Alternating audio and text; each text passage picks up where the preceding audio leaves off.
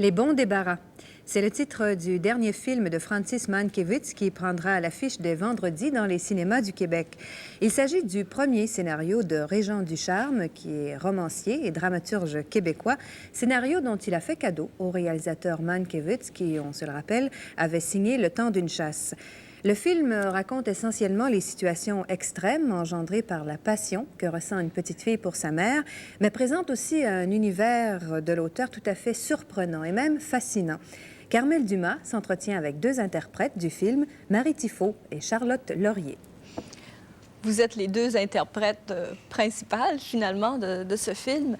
Il faudrait peut-être vous présenter un peu plus, parce que Marie Tifo, après tout, vous êtes une comédienne qui a vraiment une grosse carrière derrière elle déjà, mais c'est un peu le drame des gens qui vivent trop longtemps à Québec. Je pense que ça prend un certain temps avant qu'on les connaisse ailleurs. Mais le fait d'avoir joué à Québec, moi, c'est ce qui m'a apporté le rôle de Michel dans Les bons débarras. On m'avait vu dans une pièce au théâtre, Le temps d'une vie, et puis, bon, on m'a appelée, puis j'ai été passer une audition, et ça a marché. Et... C'est quand même un peu dangereux, hein, quand on présente une image à l'écran. Est-ce que vous y avez pensé à deux fois? C'est un peu différent, parce que... Oui, c'est différent. Moi, quand j'ai vu la première projection des bons débarras, j'étais très, très surprise, parce que c'était vraiment loin de l'image que j'avais de moi-même, de Marie Tifo. Et puis, j'ai toujours été habituée à jouer des personnages. Et là, je me suis dit, bon, est-ce que c'est bon d'avoir donné cette image-là de moi-même? Est-ce que c'est bon pour l'actrice? Est-ce que c'est bon pour la fille elle-même? Mais je suis revenue de ça, je suis revenue de cette crainte-là, parce que je suis une comédienne, et puis c'est important qu'on voit de moi un personnage, qu'on voit le personnage. Je pense que j'ai servi le film avant de me servir moi-même. Je le pense aussi. Mais c'est dur à prendre, et que c'est dur à prendre. Charlotte, je pense que vous avez une opinion un peu différente. Marie se dissocie de son rôle. Vous y trouvez beaucoup de ressemblances avec vous-même. Oui, de caractère. Je trouve que... Oui, je ressemble de caractère un peu, oui. C'est une petite fille un peu méchante, je trouve, tout compte fait. Oui. Est-ce que c'est ton côté scorpion qui ressort? C'est son inconscient qu'elle dit.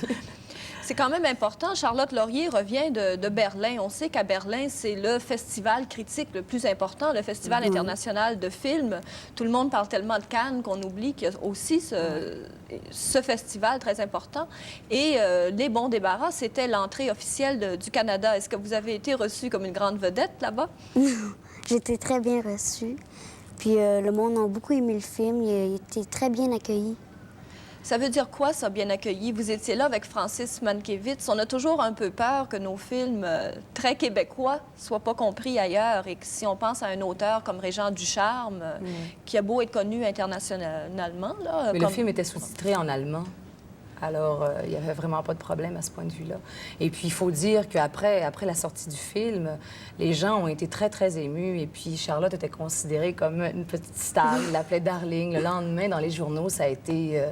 vraiment très, très apprécié. Puis on en a beaucoup parlé, puis on a même dit, puis il faut en parler de ça, que c'était le film, en tout cas pour la première semaine du festival, le plus intéressant avec un de Ferrari. On a même fait la première page du Monde.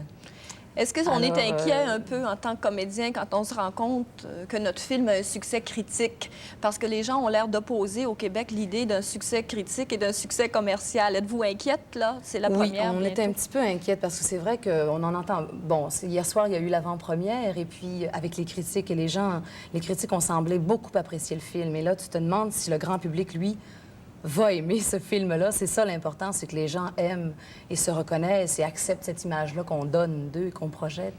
On peut pas dire que Les bons débarras, c'est un titre qui vend la mèche, hein? Non, c'est le mystère qui entoure d'ailleurs toute l'œuvre de Régent Ducharme. Charlotte, c'est quand même ton rôle qui est au centre de ça. C'est la petite fille qui, finalement, se débarrasse de tout ce qui l'ennuie autour d'elle, en un sens. Est-ce que, pour toi, c'était quelque chose de naturel, cette passion pour une adulte et pour ta mère? C'était naturel.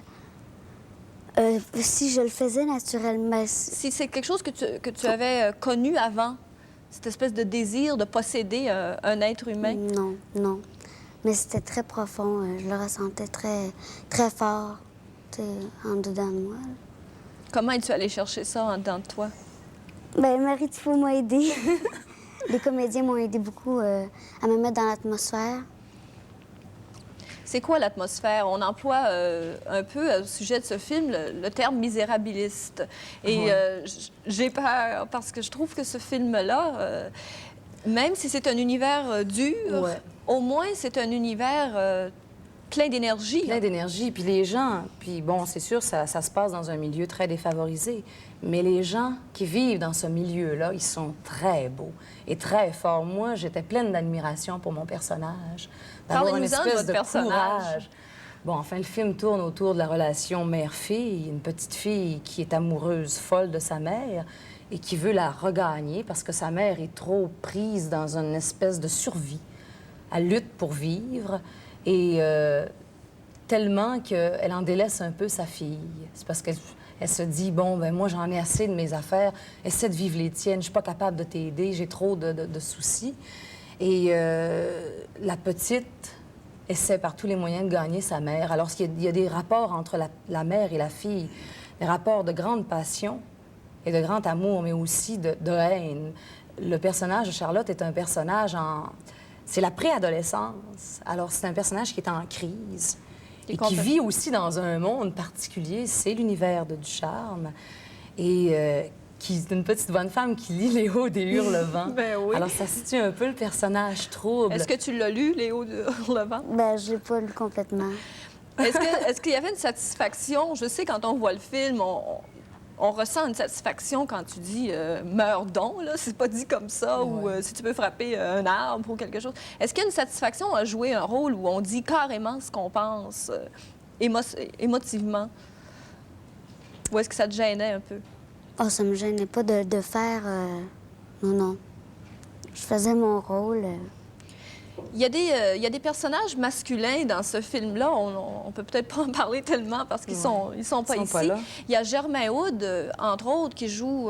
Qui joue le frère de Michel. Donc, le frère de Marie, et qui est un ami de Québec, qui est lui aussi un comédien de Québec, que les gens identifient au violeur de Mourir à tue-tête, mais qui, quand même, a une présence très particulière. Est-ce que ça fait du bien de retrouver un comédien qu'on connaît bien dans un... Oui. De toute façon, bon, quand moi, je reviens toujours aux auditions parce que c'est là qu'on a eu le premier contact.